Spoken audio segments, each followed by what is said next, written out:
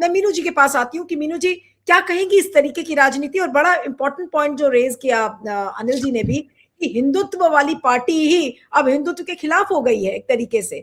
आज 13 दिन की मॉर्निंग तक वो लोग नहीं वेट कर सके, ऐसी मजबूरी क्या थी, और क्या कहती है ये राजनीति अपने आप में? देखिए, मैं सबसे पहले तो यही कहना चाहती हूँ कि जिस ताबड़तोड़ जो महाराष्ट्र में ताबड़तोड़ जो ये शपथ दिलाने का जो प्रोग्राम बनाया गया है, ये किसी की भी समझ से परे है। उसमें अगर देखिए, कहेंगे, आप कहेंगे कि नहीं राजनीतिक अस्थिरता की वजह से, नहीं, कोई राजनीतिक अस्थिरता नहीं आ रही थी वहां। अगर राज्य का मुख्यमंत्री का मृत्यु हो जाती या देश के प्रधानमंत्री की मृत्यु हो जाए तो मैं समझ सकती हूं कि पातक सूतक सब एक तरफ रख दिया जाएगा और देश की स्थिरता या राज्य की राजनीतिक स्थिरता को पहले मायने दिया जाएगा और पहली प्राथमिकता दी जाएगी और किसी भी व्यक्ति को वहां कमांड में बैठाया जाएगा। यहाँ कोई ऐसी स्थिति नहीं है। वहां मुख्यमंत्री बाकायदा पद पे काबिज है। राज्य में किसी तरह का कोई राजनीतिक अस्थिरता पैदा नहीं होने जा रही है। उसी तरह न केवल मुख्यमंत्री बल्कि उप मुख्यमंत्री भी काबिज हैं सत्ता पे। तो वहां ऐसा क्या अस्थिरता आ रही थी सरकार में कि जो आनंद फानन में, मतलब जो आप सूतक पातक को छोड़ के आप उठा के ले गए। अब आप आ जाइए भारतीय संस्कृति के ऊपर। इसके बारे में तो मैं ये बोलना चाहूंगी कि बाकी तो अनिल जी ने बता दिया सारा कि ये हिंदुत्व वाले लोग जो सबसे ज्यादा डंका पीटते हैं कि ये है सबसे ज्यादा। आपको ध्यान है वो राहुल गांधी जी मनमोहन सिंह की मृत्यु के 3 दिन बाद वो उनका जो अस्थि विसर्जन हुआ उसमें नहीं गए। वो उसमें इन्होंने इतना बवाल काटा कि राहुल गांधी नहीं गए। अरे राहुल गांधी तो उनके परिवार जन थोड़ी है वो। और सेकेंडली वो जो अस्थि विसर्जन वगैरह का प्रोग्राम होता है वो प्योरली पारिवारिक प्रोग्राम होता है। और उससे पहले क्योंकि मनमोहन सिंह जी की जो दाह संस्कार था उसमें परिवार को प्राइवेसी नहीं मिली थी, उनको पार्टिसिपेशन नहीं मिला था, तो उन्होंने खुद ही मना कर दिया था कि प्लीज पार्टी से कोई ना आए, हम बिल्कुल पारिवारिक चाहते हैं, परिवार के सदस्य इसमें पार्टिसिपेट करें। तो इन्होंने, आप उठा के देख लीजिए पूरा सोशल मीडिया पे राहुल गांधी की लानत मलानत की प्रधानमंत्री इनका पार्टी का मर गया और ये देखो इसको, ये उनके अस्थि विसर्जन में नहीं गया, और जबकि उसमें कोई जरूरत नहीं थी। और वो अस्थि विसर्जन का जो होता है कि अंतिम हो गया वहां पे। तो वो चीज यहाँ पे वो पार्टी जो इतना हल्ला उतार रही थी राहुल गांधी, वहां वो पार्टी को ये ध्यान नहीं रहा कि जो व्यक्ति मरा है उसकी पत्नी और उसका दोनों बेटे, मतलब उनको आप उठा के लिए जा रहे हैं, पातक सूतक सब छोड़ दिया आपने, वो उनको आप उठा के लिए जा रहे हैं कि आइए ग्रहण कीजिए। अब इसमें जो आता है भारतीय संस्कृति के हिसाब से, भाई चिता की आग भी ठंडी नहीं हुई है, मैं तो ये कहूंगी वर्ड। अभी चिता की जो आग है वो भी ठंडी नहीं हुई है और आप मुख्यमंत्री पद का उप मुख्यमंत्री पद की शपथ लेने चल दी है। मैं इसमें महिला पुरुष का डिफरेंशिएशन बिल्कुल नहीं करती हूँ। इसकी जगह पुरुष होता तो भी उतना ही वो आलोचना का पात्र है, और महिला है तो वो भी आलोचना का पात्र है। उनके परिवार के बच्चे, वो बच्चे कोई बहुत दूध पीते बच्चे नहीं है, बिल्कुल मैच्योर्ड बच्चे हैं, अडल्ट हैं दोनों बेटे। तो वो लोग ने ऐसा क्या सत्ता की लालच हो गया, मतलब अगेन शक की सुई घूमती है नीलू व्यास जी। कोई कहते हैं ना कि इस तरह की जो अकाल मृत्यु होती है, जो कि असमय मर जाते हैं लोग या मार दिए जाते हैं, कोई मर्डर हो गया या ऐसा हवाई दुर्घटनाओं का तो सबसे ज्यादा शक जाता है। उसमें ये होता है कि भाई मरने से फायदा किसको हुआ सबसे ज्यादा। तो आप तो खुद शक की सुई अपनी तरफ घुमा रहे हैं। आप जो शपथ लेने चल दिए हैं तो आप तो शक की सुई घुमा रही है अपनी तरफ कि आप जो है कि आपने इतना भी इंतजार नहीं किया। ऐसा वो पद भागा नहीं जा रहा था, वो अभी भी पार्टी इंटैक्ट है आपकी। और अगर भाग भी जा रहा है तो जाने दीजिए, वो आज नहीं तो कल जाएगा आपके हाथ से। मेरा मानना तो ये अभी बैंडेड ट्रीटमेंट लिया गया है कि ताकि ये जो सुनेत्रा को जो दिलवाया गया है शपथ विधि, ये इसलिए करवाया गया है कि ताकि बैंडेड लगा दी गई है ताकि ये पार्टी शरद पवार के साथ मर्जर होने से रुक जाए। अगर मुख्यमंत्री रहेंगी तो सुनेत्रा पवार उसमें मर्जर नहीं होने देंगी। तो ये जो सारी जो परंपरा को छिन्न भिन्न करते हुए, और एक जो जिसको कहते हैं ना कि शरद पवार ने जो कहा है कि मुझे इस बात की जानकारी नहीं है और परिवार से कोई सलाह नहीं की गई है, इट मीन जो परिवार बड़ा इकट्ठा दिखाई दे रहा था, वो तो उसको तो पता भी नहीं था कि बहू और बेटा क्या खिचड़ी, पोते जो है वो क्या खिचड़ी पका रहे हैं पीछे, पर्दे के पीछे।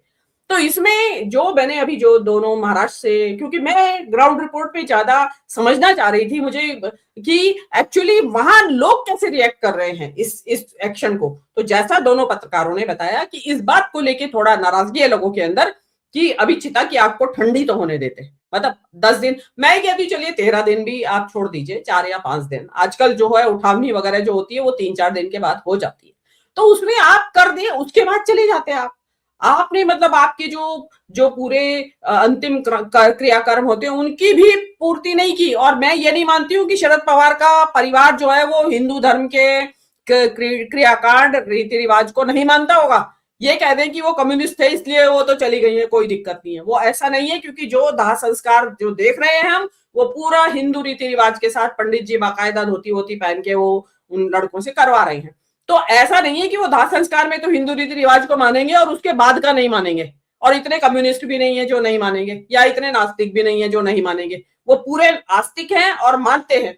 और शायद जो शरद पवार ने कहा है कि परिवार को नहीं पता है, वो शरद पवार क्योंकि बहुत सीजन्ड, बहुत ही जिसको कहते हैं ना कि उम्र दराज भी है, अनुभव भी है दुनिया का, तो उन्होंने शब्दों में नाराजगी नहीं जताई, लेकिन उनके जो शब्द हैं वो बताते हैं कि वो परिवार में ये बात गले नहीं उतरी कि आप चले गए। अब इसका परिणाम क्या होगा अगर नाराजगी है जनता के अंदर कि भाई इतना जल्दी क्या हो गया आपको, तो जैसा अभी बता रहे हैं कि इतनी जनता उमड़ी और इतना मतलब उन परिवार को भी उम्मीद नहीं थी कि इतना हमारे प्रति स्नेह है लोगों का।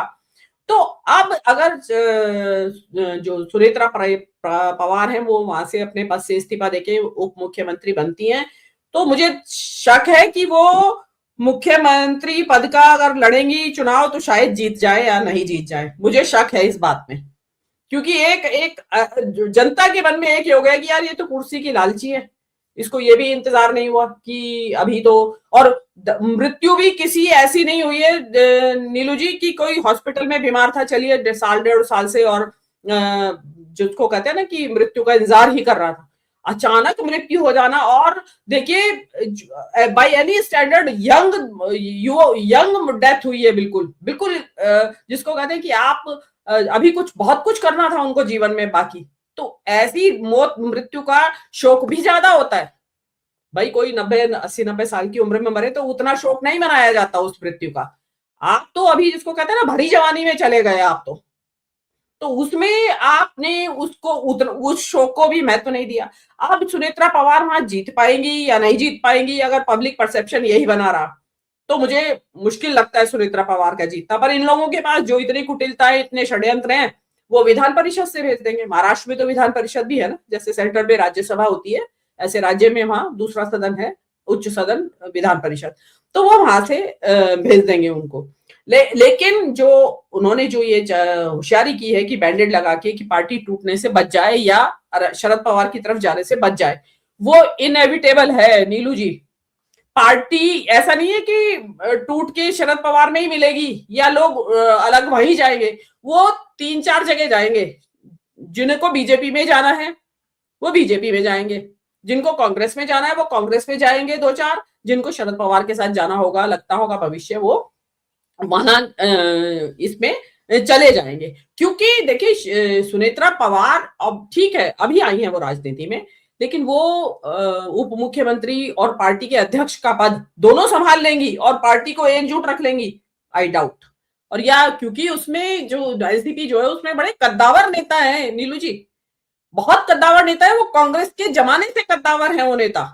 मतलब जो कांग्रेस के साथ वो जब एक ही थी पार्टी एनसीपी, जब कांग्रेस के साथ ही मतलब कांग्रेस ही थी तो तब भी थे वो, कैसे सुनेत्रा पवार को नेता मान लेंगे। और ऐसा कोई मजबूरी नहीं आ रही है, मैंने जैसा आपको बताया कि जो कुछ उसमें, क्योंकि उनके पास ऑल्टरनेटिव है, उनके पास पवार परिवार से भी ऑल्टरनेटिव है। अभी सुप्रिया सुले है। अब आप मैं इसमें मुख्य बात पे आती हूँ, जो ये नया डेवलपमेंट हुआ है परिवार के अंदर, क्योंकि परिवार की राजनीति है ये एनसीपी की राजनीति, इसमें सुप्रिया सुले वापस क्षेत्रीय महाराष्ट्र की राजनीति में आएंगी, वो केंद्र की राजनीति को छोड़ेंगी और यही आके बारामती को सुप्रिया सुले संभालेंगी। याद रखिए लोकसभा चुनाव में सुप्रिया सुले और सुनेत्रा पवार का संघर्ष हुआ था।